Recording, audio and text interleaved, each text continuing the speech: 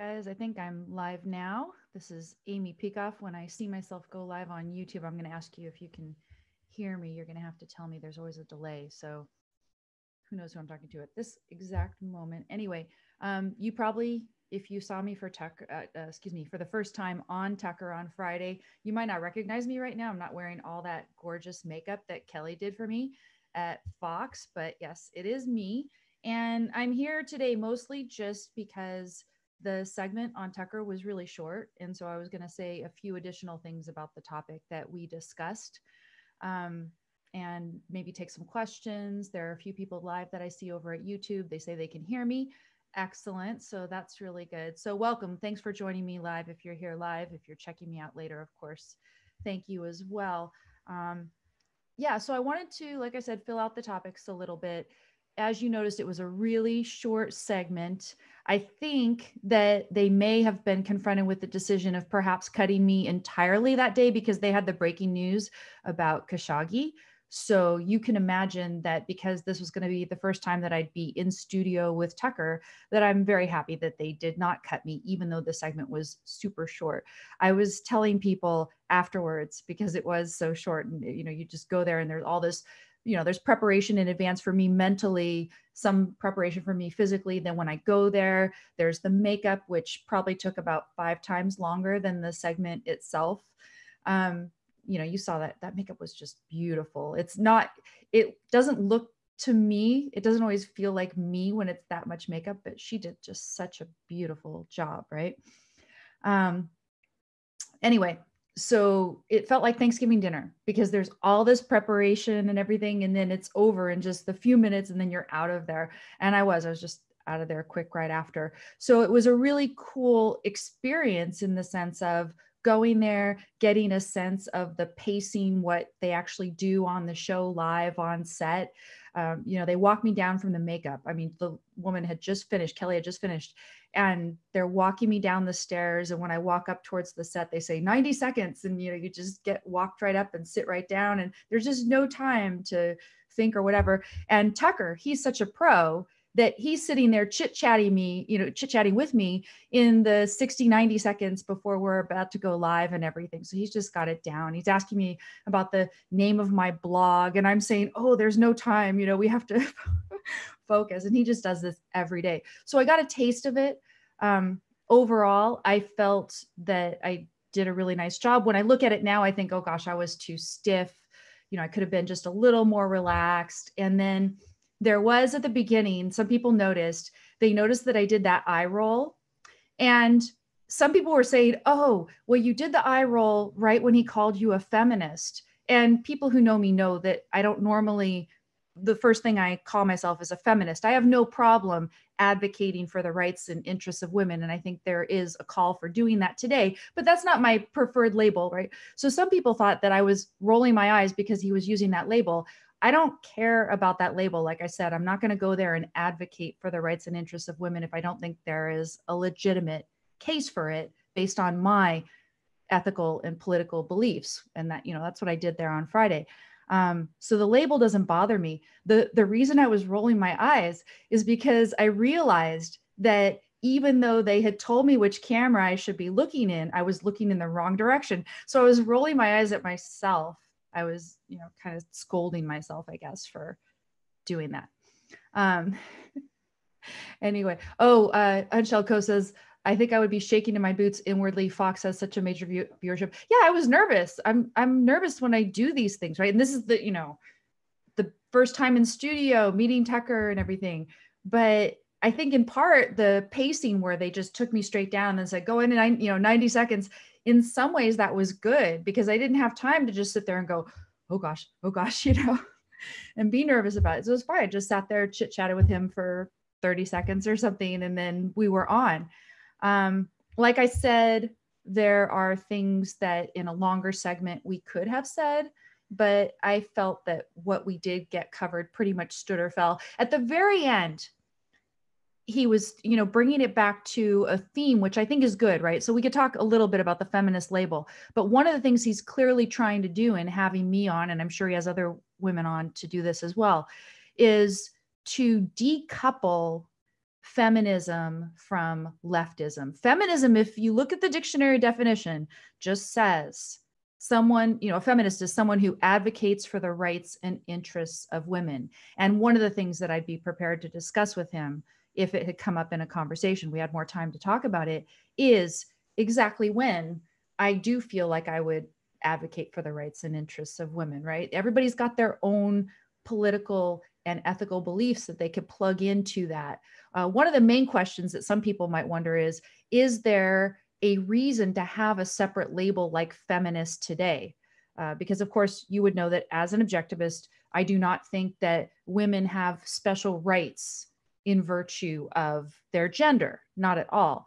But what I do think is that there is, even in the world today, unfortunately, especially if you take a more globalist perspective, there are things in which, issues in which it's right to stand up for the rights and interests of women. Our country, of course, generally treats women quite well. But the issue Friday was tremendously interesting because what you see is this leftist sort of egalitarianism or always rooting for the underdog, sort of, the altruism, or even the nihilist elements of the leftist philosophy. You see that directly conflicting with the proper rights and interests of women. So it was a really good, rich issue. We only got just to a couple aspects of it, so I want to talk about more. So, in general, if he calls me a feminist, am I happy to do it as long as I'm arguing for an issue that I think is legitimate, where women do have a legitimate right or interest that's being threatened? Sure. I'm happy to do that. So you guys can let me know in the comments, what you think of that strategy. Some people disagree or whatever, but it would be really nice to decouple advocacy for women's rights and interests from leftism and nihilism. And that is one thing that I see him trying to do in these segments. And one thing where, if I look at how the segment went in hindsight, I would have wanted to be prepared more for, because that was the angle that he was taking. He's saying, why is it that all these people who are supposed to be advocating for the rights and interests of women, where are they? What are they doing? Clearly there's, something here. And I, of course, took care of the substance of the advocacy, but I didn't hit on that angle. And, it's true that this misunderstanding of the right to compete is a partial answer to that question, but I could have gone a little bit more into the leftism and even the egalitarian nihilism that's behind that as well. So that's something that, if I get called on to do this more in the future, qua feminist, right, that I'm going to be more attuned to that angle of it, because that's, I think, a valid enterprise to decouple that. Christina Hoff Sommers does it. Tammy Bruce, who is the beautiful woman who first referred me to Tucker, she does this. She decouples leftism from advocacy for, women's interests and rights. So that's that topic. So let's dive into this a little more. I've got the paper here. I had it sitting in front of me, but as I said, they were just shuffling me down and I didn't have a chance to actually even look at it, or I had, a little bit of talking points on the back that I was going to glance at before I was on. And little did I know I didn't even have a chance to do that. But yeah, we're going to go over a few points that I missed. So Nadav is asking, did they know that you're not actually a leftist? Looked like he expected you to say something progressive. This time, I'm sure he didn't, because he knows at least I'm libertarian, if not objectivist. He's called me libertarian in the past. So he knows I'm not a progressive. At first, when Tammy referred me, they were looking for an atheist, right? They wanted me to talk about that topic of whether atheists are more closed-minded than religious people, which was just an awesome, cool topic to be able to talk about on a show like his, a primetime national, news talk show. And when Tammy referred me, and because Tammy has been a feminist, I think they just assumed I was a feminist. So therefore I was a feminist atheist. And certainly most feminist atheists are also leftists. And so it went from there. But now they've kind of, figured out where I am, and it's good. Unshell Coast said, I would definitely have loved to hear how the left is fundamentally nihilist. Egalitarianism is fundamentally nihilism. That aspect of the leftist agenda is fundamentally nihilist. And so, yes, it would definitely be good to to go into that. I mean, what are they doing here, right? They're insisting that because transgender people want to compete in sports, that they be allowed to, even if that destroys the tremendous value of athletic competition for women, which is what it is threatening to do if they don't fix the rules. And how they might fix the rules is something that I'll talk about here as well. Okay, apparently there is a question over at my Patreon. Let me get over to, by the way, those of you who support me on Patreon, thank you so much, because I'm working to continue to make the most of these opportunities. As you might know, if you watched my last appearance when I was talking about Amazon, these are all unpaid. Everything I do for Yaron Brook is also unpaid. All of the stuff that I'm doing right now, I am investing in trying to make a go of this. And so the support that you give me over at Patreon is super crucial. I'm not, I haven't gotten as good at fundraising maybe as I should, because I am seriously interested in making a go of this, continuing to take advantage of these opportunities and go up and just try to show up and say good things each time that they ask me. So here, okay, so here's the question over at Patreon, and it's good. We're going to talk a little bit about this because it's one of the things I wanted to talk about today. Nick asks, do you agree with Leonard about transgenderism being a disease and therefore something that shouldn't be really made to be normal, or more with your own and a more laid back approach to the acceptance of transgenderism, or potentially a whole different view? Wasn't sure how accurate I got their views, but I think it's accurate enough. So I had a discussion with Yaron about transgenders, and I think I was the one who sort of pushed Yaron a little bit towards being more open to it.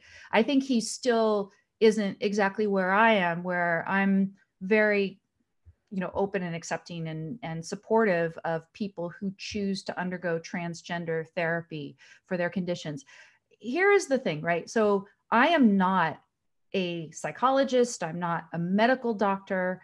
And the information that I had to go on was a conversation that I had. I got to interview a very rational endocrinologist. He blogs anonymously as HD, and his blog, I mentioned it on Tucker's show, is hormonesdemystified.com.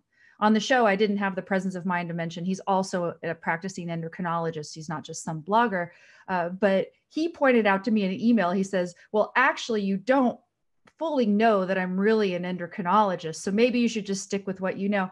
So it's kind of funny. But I told him, I said, if you are not a real endocrinologist, I said, you do the best beleaguered endocrinologist impression that I have ever seen in my entire life, right? You got to read his blog. It is just fun. It is so much fun. Anyway, I got to his blog because you know how we all do. We Google medical conditions, right? And I was diagnosed and overtreated actually for Hashimoto's, this thyroid autoimmune disease. And so I, figuring out what I wanted to do, I was Googling some stuff and I came across his blog. And so I was interested in talking to him just about the thyroid stuff. And I found his posts on thyroid to just make so much sense, so rational about people being over medicated and taking the wrong types of medication because it's quote unquote natural, really anti kind of hokey alternative medicine stuff and all of the scams that are online and everything. He debunks them. He's just so good. And so I found out through conversation with him that part of his practice, a huge part of his practice, is transgender therapy. And of course, and I had really kind of laid back, if I don't know about something, I don't go out there and just express some opinion about it. And so I had never formed a real set opinion about it.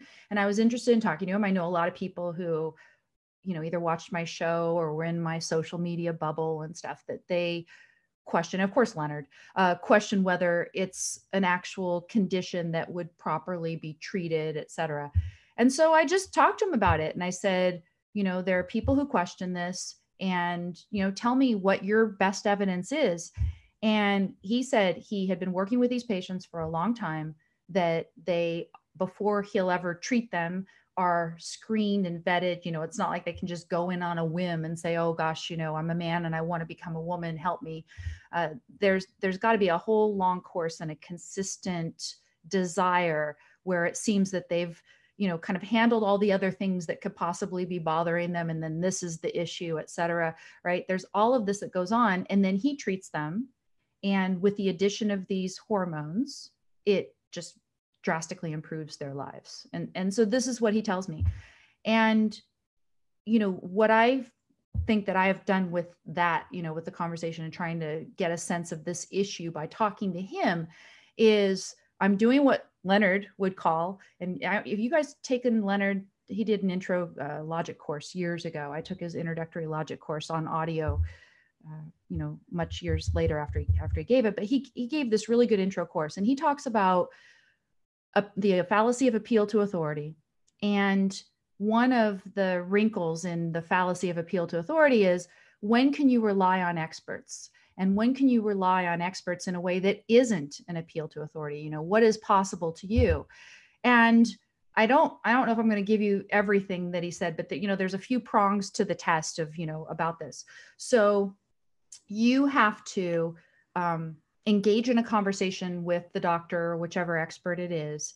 You have to get them to explain to you in the best layman's terms that they can what the actual condition is, what the treatment is, and whatever their opinion is that they're giving to you. You have to be active-minded and judge it and see if it makes rational sense, if it lines up with everything else And then at the end, though, he says, look, you are not a doctor. You don't have the knowledge and the study, the accumulated wisdom, the experience that person does. So you do the best that you can to evaluate what they're telling you. You check it for consistency and everything else. And then you say, okay, this person's an expert. I'm not the expert. I'm going to defer. Okay. And mind you, whether it's, some sort of extreme treatment that you're thinking of undergoing, like for instance, if I was thinking of doing it, I would probably do even more research, right? Because I wouldn't want to make a mistake about my own body. If it was a loved one, or someone I was really close to who was thinking of doing this, then I would want to probably do more research than I did. But if it's just, can I be supportive of people who apparently are very unhappy with the gender that they were born with, the bodies they were born with, and they decide that they want to live more like the opposite sex. And there's medical technology that enables them to do this. And a very, very rational doctor that I've, evaluated and have a lot more knowledge in one realm tells me in this other realm that, yeah, this is the real thing. This is not the same as alternative medicine and all the other stuff that he debunks. Then yes, I'm going to give it the benefit of the doubt. I'm going to be supportive. It was not the primary issue that I was confronted with at Tucker's show, of course. That was transgender females competing against women in sports. But I thought it important to say, look, in order to defend the rights and interests of women with respect to this issue, you don't have to be a transphobic or, condemn transgender therapy as an attack on the law of identity, or however some people are putting it. You don't have to do that. And what you can do is you can say, look, maybe there are some people who are very subjectivist about undergoing transgender therapy, and they actually believe that they are changing their gender entirely. But I would assume that somebody who is rational, who actually had this conviction that they would be much happier living as someone of the opposite sex, they know the limitations of medical science as it is today. And nonetheless, they decide that they're going to do this. Some of them even decide to have surgery, which is a huge decision. You must be very dissatisfied with where you are in order to undergo a surgery. Be supportive of them. It's not like they're being nihilistic. I mean, come on, think about this, right? And this is one way, if you want to be really cheeky, I'm gonna put it, right?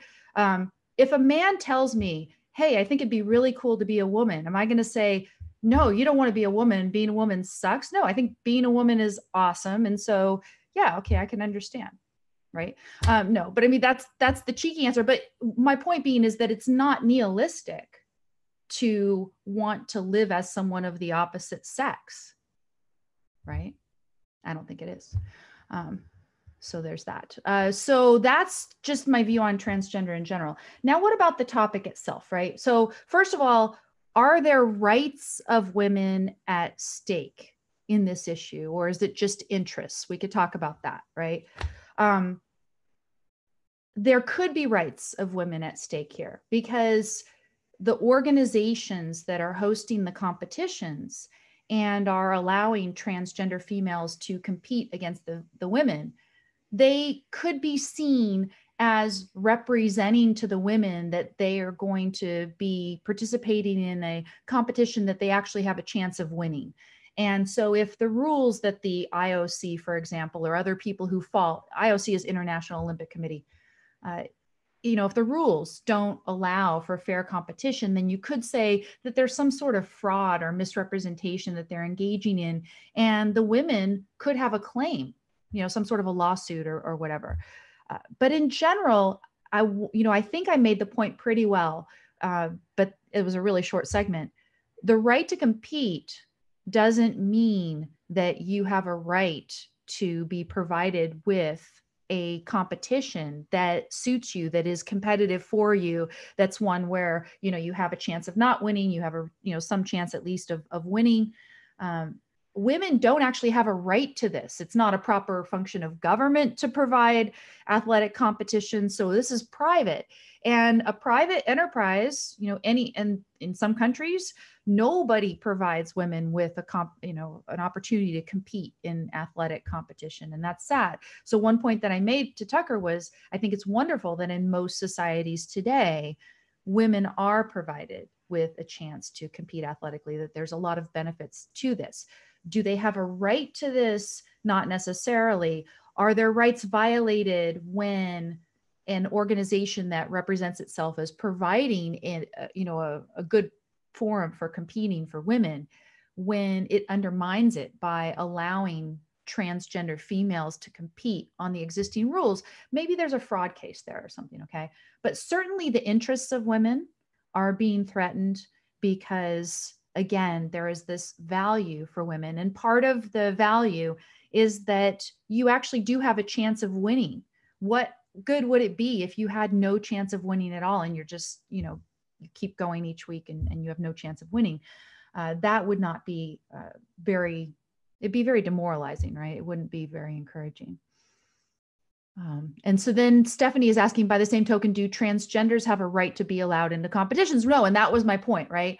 So not even women have a right. I mean, not even men. Suppose nobody ever wanted to host an athletic competition and there's some guy out there who says, hey, I want to pole vault, and I can't pole vault unless somebody holds a pole vaulting competition. How dare you? You're infringing on my right, to compete. Somebody has to voluntarily choose to host a competition like this. So nobody's got the right? But like I said, I'm happy that women are given the opportunity to compete athletically in most societies today. It's a tremendous value.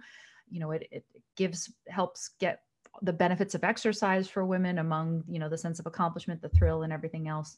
So it's wonderful. And yeah, it's being threatened, and it's uniquely really women. It was funny. I was talking with someone, and I was thinking, of course, about the women because we're weaker. And so transgender females are a threat to that because they retain more muscle mass, which is something I talked about on the show and is in this paper that I've got in front of me. There are situations in which transgender males have a competitive advantage, certain sports. And so like a coxswain in crew, right? I was on crew for a year in college, just the novice team, like the smaller built people, because I'm not very big. But the coxswain is supposed to be this very small person, and if it's a men's team, you want a very small man. And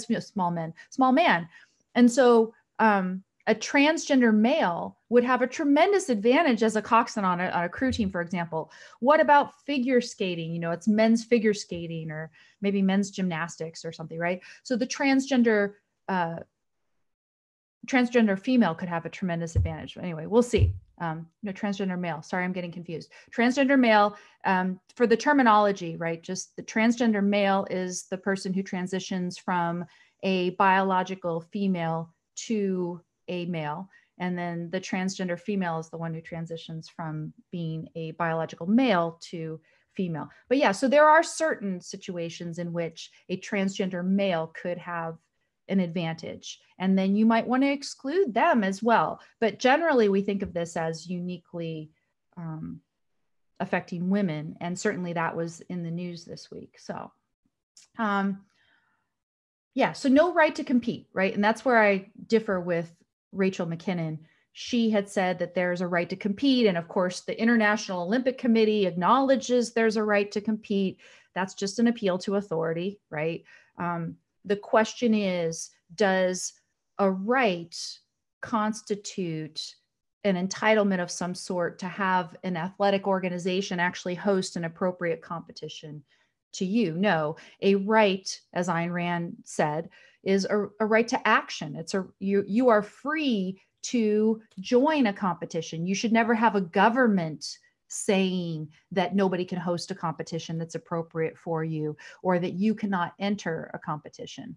Right to compete is just a freedom of action. And others have to have rights too. They have to have the right to either choose to host the competition or not, to make whatever rules that they make, et cetera. So no right to compete for transgender athletes. So then we want to talk about what is fair. Why are the current rules potentially not fair? And I think actually not fair. And what rules could potentially be fair? Because that's one point that I didn't get to with Tucker is there a rule that could potentially be fair or not? And, what problems would there be with it? So as I said on the show, right now, as it stands, I think the rules are not fair. There is, in English at least, only one quantitative study where they look at the difference between biological females and transgender females having undergone treatment for some period of time. The one quantitative study I didn't get to mention on the show included only 36 test subjects. But even with that, they showed that the transgender females retain substantially more muscle mass than the biological females. Okay. And that's really the crucial issue here. Is there substantially more muscle mass? Because as I said on the show, the whole enterprise of women's athletic competition depends on excluding those with substantially more strength, namely men. So that was the key issue. The interesting thing is, so the article, HD referred me to the article. I think he's not going to be as definitive in saying that the current rules are not fair. So I'm not speaking for him, I'm speaking for me. But I think he definitely thinks that there are rules that could be fair. And I'm inclined to potentially agree with him, although I would want to see studies. So I'll explain what those are in a second. The study that he referred me to is one of these surveys of the literature. And it's from 2016, October of 2016, it was published. And, these kind of surveys, right? You've got 4 different authors and they engaged in this big search of the existing literature. And they tell you, we use this with the and operator and or, and we search these terms and we found these articles. And so they found 31 articles that were relevant to the topic of transgender athletes competing in sports. They excluded all but 8, and this is all, English articles, right? They excluded all but 8 articles. Of those 8 articles, only one of them was quantitative, and they wanted to try to shove it under the rug. There were 7 articles that were qualitative, and these authors put the focus on that. Their whole concern was whether transgender athletes were being treated fairly, how they were being treated. And my concern is, look, first, we decide whether admitting transgender athletes to the realm of women's athletic competition, whether that is destroying that whole value for women. If you decide, okay, you can make some fair rules that do not destroy that value for women and ensure that the transgender females who are competing are not, on average, substantially stronger with more muscle mass than the women, if you can ensure that, then we could start talking about, are there transphobics and are you treating them badly and all the other questions. This article was concerned mostly with that other stuff. And then, as I said, there are a lot of things I could have talked about with Tucker, but, you know, for instance, they talk about there has been a paucity of research that has directly explored how androgenic hormone levels are associated with athletic competition in both cisgender and transgender populations. Gee, I wonder why. Why? Because nobody wants to face the facts. As you know, I think that Ben Shapiro is good on this too, but as objectivists, we want to look at the facts. What are the facts of the situation? So they said, yeah, you know, there's 8 research articles. There's only this one quantitative article. And then they look at it's only 1 year after cross-sex hormone treatment, et cetera. So listen to what I had to read in order to find out what the true facts are. Because I just flipped through a bunch of pages. I'm reading pages of this PC, SJW agenda stuff, right? To find what is the quantitative data that we need to know whether it's fair for them to be there, right? Here it is. I'm going to read it to you. In relation to transgender female individuals, Goreen and Bunk found testosterone levels had significantly reduced to castration levels after 1 year of cross-sex hormone treatment. Okay, so that's the testosterone levels, but let's look at muscle mass. Muscle mass had also reduced after 1 year of cross-sex hormone treatment, right? So they're trying to say it's also reduced, but here they had to tell you the truth. Listen to this. It says, however, muscle mass remained significantly greater than in transgender male individuals assigned female at birth who had not been prescribed cross-sex hormone treatment. So if you retained that language at all, what they're saying is just muscle mass remains significantly greater than in women.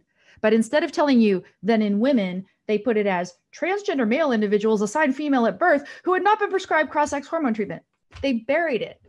That was funny. And that could have been fun to talk about with Tucker. But they want to obfuscate this issue. They want to obfuscate whether it is fair. So under the current rules and the research that we know of, it is not fair because as far as we know, these transgender females who have undergone hormonal treatment are still significantly stronger on average than the women in the competition. It's not fair right now. And so if you're concerned about, oh, you know, the transgender females are treated unfairly and everyone's transphobic, no, it is about preserving this value. The whole value of women's athletic competition depends on excluding men. And why? Because the men are significantly stronger. If you find somebody else who says, well, I don't identify as a man, but you're still significantly stronger enough to make it so that if enough transgender females are admitted under these circumstances, women will never have a chance of winning, then you have destroyed that value. So there's there. Cisgender just means your biological gender at birth, right? Yeah, that's how I understand the topic. And I guess cisgender also people who are satisfied and happy with their biological gender at birth. I don't know. So, you know, for me, yes, I'm supportive of transgenders. It would be good if there was an athletic competition that was appropriate for them as well, right? We would like to see transgender people also be able to experience the benefits of competition. We just don't want to see them destroy the value of competition for other people in the process. And we don't want to force anybody. So one of the points that I could have talked about with Tucker is, you know, is this a point, you know, is this appropriate for government regulation? Should government step in and say, you may not allow transgender athletes into your competition and stuff? And I would say no. And in fact, what I would do is make an analogy, because you don't have a right to have an athletic competition that is suitable for you, nor do, and that's true even of the women, right? So this is all about women standing up for themselves in this, people like Tucker or like me criticizing people boycotting these competitions if they refuse to have fair rules. That's really the solution at this point, is that we need to put pressure on this. It's not a place for government regulation. I don't know whether the New York Times lead story that I saw, I think like the next day or the day after, I went on New York Times, and it looks like the Trump administration is trying to target the definition of transgender and say somehow it can't be part of civil rights laws or something. So he's trying to mess with this somehow. Don't get government involved in this realm. Let's all criticize. And the analogy that I draw is what has just happened at Facebook. Facebook has just lost a tremendously talented engineer in Brian Amerige. And what does Brian say? Brian says, look, when I am not happy with the content policy, the direction that Facebook is going with its content policy, I'm not calling for government regulation. I am leaving Facebook, and potentially a bunch of us might consider leaving Facebook as users if we are dissatisfied with that policy. But this is not a realm where you have government coming in. There is no right to have a social media platform that is, baked. I call it baking the cake, the cake baked especially for you according to your own special recipe. There is no right to an athletic competition that is baked especially for you, an appropriate athletic competition for you. So it's not an area for government regulation. Maybe there's a fraud case, and some people think there's a fraud case in the social media example as well. But you'd have to have a case, and you'd have to bring it to court and go ahead and do it. If there is really a fraud that you can litigate and recover on, then maybe that's a good thing.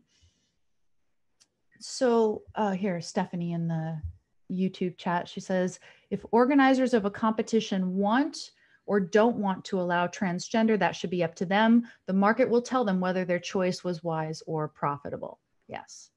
I mean, think about, and this is another direction that it could have gone that I just remembered. You don't believe, before one of these appearances, I think of all the different directions that it could go in. Should I be wanting to talk about feminism and this and value of competition? If you look at the NBA rules, for example, which I'm a little more familiar with than other sport organizations, the NBA limits the amount of money that each team can pay in salaries to the players. And part of that is a proxy for making each team roughly equivalent in athletic ability and skill, right? And why? Because they want to have good games. They don't want to have, a game between Boston and Los Angeles just to take two random teams so that I can be on one side and your own can be on another side. But Boston and Los Angeles, and have one of them just really whip the butt of the other one. And, you're all just sitting there. It's like, okay, there's another basket. There's another basket for Los Angeles. There's another basket, right? It's just boring if you're just beating them, right? So no, you want actual competition in these organizations so that people have games that they're glued to their seats and they're rooting for their team, and there's a real chance of winning and a real chance of losing. If any of these organizations value real competition, they're not going to, include transgender athletes under rules, at least, that permit them to retain significantly more muscle mass and therefore strength. So that being said, what is the rule that might be fair, right? And to me, this is speculation because there haven't been studies, but I could see where this could be fair. Where it might be fair is if you required the transitioning to take place before or right at the onset of puberty, right? Because one of the hypotheses that I would have in my mind, just again, as a layman, I'm not a doctor, and you could go ask HD, and, HD doesn't know because there hasn't been a study yet, but you can hypothesize this, right? That if you could stop the influx of the natural hormones before puberty, testosterone blockers for, individuals who are born male, go ahead and block that and, prevent the initial muscle mass that a male gets in puberty. Because I sort of am thinking, well, there's some muscle mass that they gain just because of puberty. And even if later they transition, there's still going to be some residual muscle mass that they'll have that's more than others, or, more than women in any event, right? More than those of us who are, female and always been. Unshelled Co says, maybe if the transgender person could prove their muscle mass is similar to their fellow competitors, then they could compete with them. But see, I wouldn't want that, right? Because there are a lot of non-hormonal ways that you can have more muscle mass, and athletes are always competing and trying to figure out ways that don't involve drugs that are, prohibited or anything else to have more muscle mass. So, I don't think you want to measure muscle mass per se, but you want to say, have these individuals gotten an unfair advantage in building muscle mass? That's the thing. And that's why I exclude men from women's competition. So you could, that's my theory, right? Is that once someone has gone through puberty, there are some changes that are potentially irrevocable. And other people were talking too about different things like bone structure and stuff like that as well that might play a role. So you'd have to do studies on this, right? But my hypothesis is you could have a fair rule that would say that, transgender females can compete so long as they transitioned, before or at the onset of puberty. But there's a problem with that, right? The problem with that is, and this is something that HD talked to me about in the interview that I did with him. He said that he, at least at that time, was not treating minors or anybody before puberty. And the reason that he wasn't, again, very rational man, okay? The reason that he wasn't is because he had seen studies that showed that some gender dysphoria that occurs before puberty is ephemeral, that it's going to go away. They're going to grow out of it. And can you imagine transitioning somebody before puberty and then later they change their mind? And so, I mean, to me, that would be a really risky thing to do. So like I said, I would, of course, I want transgender athletes to get the benefit of competition, but would it be ethical to even put a rule out there that requires that they transition that young if the studies that HD was citing to me before, if they're true, that for younger people, this is really just a phase and they could grow out of it and regret it later. The other thing we could think about, given that there have been individuals who have been transitioned too young and then grew out of it later and maybe regretted it not going through puberty, given that those exist at all, might you say that even more of them would exist among the people that had been treated, that in effect you are affecting the sample by putting the hormones in them, right?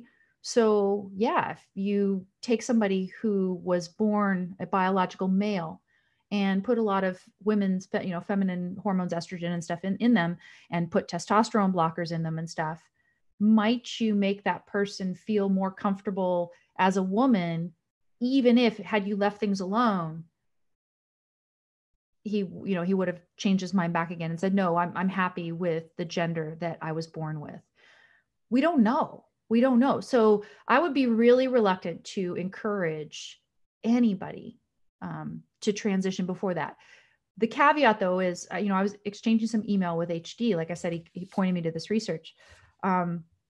He was saying that he had learned a bit more about the transgender therapy in minors and spoken to people who have this as their practice.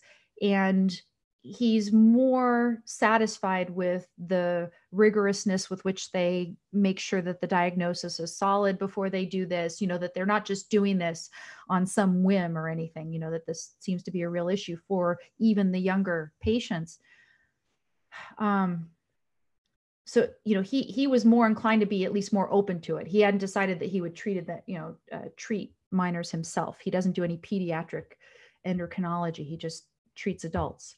But he said he's more open. For me, as I said, the question that I would have for him, and I'd want to see some studies, is, are you affecting the sample by giving them hormones? Because, yeah, as I said, you block the testosterone, you put a whole bunch of estrogen in them, and then they're going to say, yeah, they feel more like women. They still feel like women. Why? Because you've put the hormones in them. So, hormones are powerful things. And I think those of us who are women know it more than men, but I think men have, sometimes their own experience of what hormones fluctuations could feel like in testosterone or something, right? I can imagine that. Women were notorious for knowing how powerful hormones are. So I could imagine that treating people with hormones could affect the way that they feel and the decision that they might make later about whether they want to change their mind and no longer live as a transgender female and in fact go back to, identifying as a male, the biological sex they were born with. Unshell Co says, so what is the standard then for allowing people into competitions? Because a relatively strong man is at the same muscle mass as a woman, but we don't let that man compete. Yeah. So, I mean, for me, I would have a standard that isn't based on muscle mass, because as I said, there are a lot of ways that have nothing to do with cheating. Ken here is saying, with muscle mass, don't forget testosterone and other stuff too. Yeah. There's so many factors, and there might be different rules for different sports. And that's something that Ken's bringing up in the comments here too. The standard is what is fair, and you have to, ensure the fairness via quantitative studies. And then once you figure out a potential way to ensure fairness via quantitative studies, of course, you don't want to encourage anything that's unethical.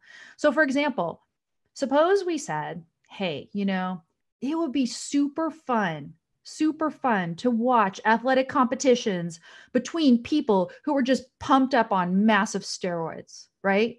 Because they'd be so strong. They'd be like superheroes, they'd go at it, and they would, achieve all kinds of new world records. We wouldn't even believe that these are actual human beings because, they're so strong. What would you be doing? You would be encouraging people to just pump themselves full of steroids, which arguably have all sorts of ill side effects.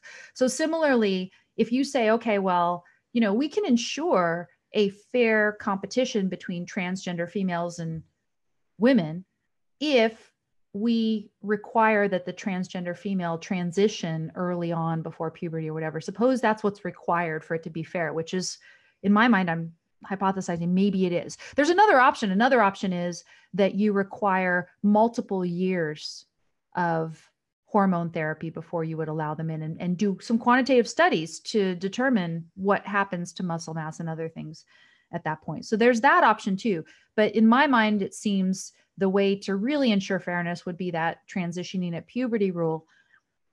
And then the question is, do you want to do that? Do you want to encourage something that's potentially unethical? Because when you have a minor, you would want to do as little as possible in terms of decision making that is irrevocable for the course of their lives. You don't want to do that. You want to leave all decisions up to them when they reach the stage of adulthood. So I'd be very reluctant. Let me see. I've got some questions here. Bert says, watched a lady called Bettina Arndt on YouTube. She has a video on her channel where a doctor suggests the term gender was recently made up by 3 people. That kind of stuff I can't get into, right? So labels and different things. Really, let's talk about, what the facts are and what makes it, to use the term gender. Here's the thing, right? All of us, we experience our lives in these bodies with respect to sexuality and gender and stuff a little bit differently. I was a major tomboy. I was just hardcore tomboy when I was a kid. I always loved guys, I was into guys and loved being a woman, but I was a real hardcore tomboy. And, that's something that I did. And so maybe that's not the same as somebody else. Like, for instance, I went to high school with a girl and she would never wear pants. She only wore skirts. That's all she would ever wear. And, most of us women, we would mix it up and we'd wear some skirts and some pants and everything else. Why not just allow sort of this full spectrum? For example, I was talking with a friend, and women traditionally were excluded entirely from athletic competition. Athletic competition is, traditionally has been seen as masculine. And so if women want to engage in sports, that itself is somehow a denial of their gender and stuff. And I don't buy that at all. So making rules about how it is you're supposed to live in the body that you were given, and say that if you are living in some way that somebody else doesn't deem, consistent with your assigned gender, as people call it, the sex organs of the body that you were given, and maybe the genetic makeup and stuff. No, we're in a free society. There's all sorts of medical technology. Nobody should be making these decisions lightly. Nobody should be fooling themselves that by taking some hormones, you can turn yourself into something that you're not. But why not be supportive of all the different lifestyles? Why not? Bert says, I don't get the tomboy vibe from you. Climb a tree quick to prove it. I'll tell you one thing. So I taught at the Air Force Academy, and I went there in 2005, and we, as becoming new faculty members, got to tour the basic training course, the actual physical challenge obstacle course that the cadets all had to go through. And they gave us the option of, if we wanted to, on certain of the obstacles that we could climb. And I climb in that obstacle and do this stuff. As I told you, I was on crew. In college. I was a pretty hardcore athlete, like a lot of my life. So yeah. So that's what it is. But yeah, so tomboy and still love being a woman. And yeah, so why not allow people all of these options? I think it's perfectly good. One more thing I'm going to say, it's kind of controversial, right? We're talking about what would the fair rules be for an IOC or other athletic organizations. And the current rule, I don't think requires it, but the 2004 rule, I believe, required that any transgender female actually undergo the surgery, right? Actually undergo the surgery. And you might say, oh, well, you want to make them undergo the surgery because you want to make sure that they're not just trying to pretend or something or whatever. But I see no reason in the fairness issue, right? No reason in the fairness issue to require that they undergo the surgery. Now you say, okay, well, if they don't undergo the surgery, at least to remove testicles, then they have all this testosterone. It's endogenous. It can, help them build muscle mass at any time. And that was something I went back and forth with HD about a little bit. But you could design fair rules that wouldn't even require transgender females to go through the surgery. And so if, as I said, for me, if I could see quantitative studies that could show either after a certain number of years of transgender therapy, or, I have massive qualms about the puberty thing. I would never want to encourage anybody to do it before puberty, given what HD had told me before about the ones who changed their mind later. I wouldn't want to do it. But, suppose you said, okay, yeah, my only point is I would not require the surgery. Surgery is a huge thing. And with any surgery, it's like, you don't know what the outcome is going to be necessarily. The fact that they want to live as much as possible that they can like a woman doesn't mean that they must be required to go through a surgery like that when they don't necessarily know even what the outcome's going to be or whether they would enjoy that and stuff. I don't see that. It's about muscle mass. That's the issue that makes it an issue of fairness. Now, if you could say, okay, well, let's do more things than just muscle mass. Let's look at skeleton, like the skeletal system, the structure of the men. Maybe there's some other things about men that you can look at quantitatively that the only way you can do it is by pre-puberty blocking or something, I guess. Another place you could go on this topic is, given what we know about pre-puberty blocking of hormones and such, and treatment, that we know that maybe you're taking a risk, would you prohibit, in a free society, would you prohibit doctors from administering this treatment, or would you leave it up to the doctors and the parents and the child? That's an interesting question. As I said, for me, ethically, I would avoid it, completely avoid it, just based on what I know right now. And even if, like I said, HD comes to me and he says, hey, I've been talking to pediatric endocrinologists for a long time, and they're very rigorous in looking at the diagnosis, and it's very solid, and everybody is very happy when they do this. And he told me about the one, he said they've never had a patient who regretted it. I do wonder whether you're affecting the sample simply by administering the treatment. So that's my view. If the condition, the gender dysphoria, exists through adulthood, I'm totally supportive of them making the decision for themselves and the doctors doing it, and everybody being able to choose how to best navigate sexuality and lifestyle in their own body, so long as they're not harming anybody else. It is not nihilistic to want to live as somebody of the opposite gender. I mean, what are you saying about people of the opposite gender if you say it's nihilistic to want to live like them, right? So think about that. Live and let live.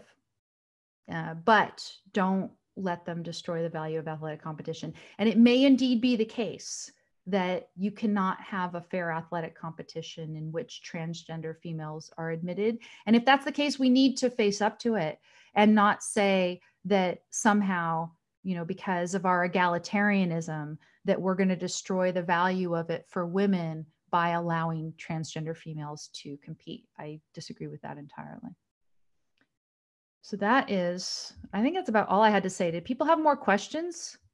Because I think I've got all the things that I wanted to say. Let me look, and I'll look at my little talking points and see if there's anything more.